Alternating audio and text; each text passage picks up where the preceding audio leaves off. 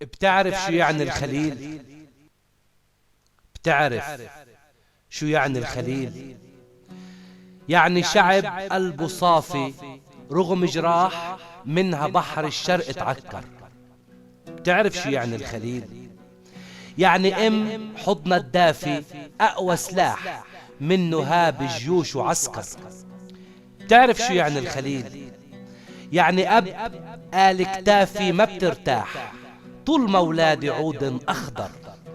بتعرف شو يعني الخليل؟ يعني بنت عطرة فاح من دون زينة تحت حجاب وتوب مستر. بتعرف شو يعني الخليل؟ يعني زفة وصوت فراح عم بتغني رغم سياج وشوك ومعبر. بتعرف شو يعني الخليل؟ يعني العزة وكرم ضيافي، يعني رجال لما تريد بتعرف تقدر. بتعرف شو يعني الخليل؟ يعني الجوع عنا ما في طول ما تكيد جد الأمي خيره بيعمر. بتعرف شو يعني الخليل؟ يعني عنا لو في حافي أو محتاج بس ينادي طلبه بيحضر. بتعرف شو يعني الخليل؟ ولو ما بتعرف مر وشوف حتى تشوف بعينك جيل ابن السبعة بيسوى ألوف. ومهما ظروف الدنيا تميل جيل تحدى بعزم سيوف. بتعرف شو يعني الخليل؟ احنا النخوة إلها حروف. بتعرف شو يعني الخليل؟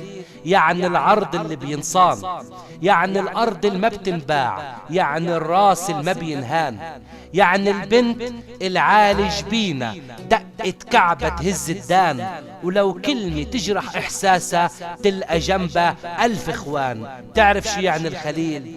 يعني الأب المهما ولاده كبروا حقه فوق الراس، يعني الإيد المهما تقسى على الولد بترجع تنباس، يعني الجمعة يوم الجمعة والجمعة هي الأساس، يعني الرزق الما بينمس من دون شرطي ولا حراس. تعرف شو يعني خليل؟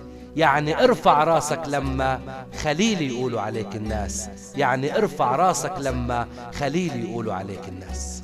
بلال عبد الله.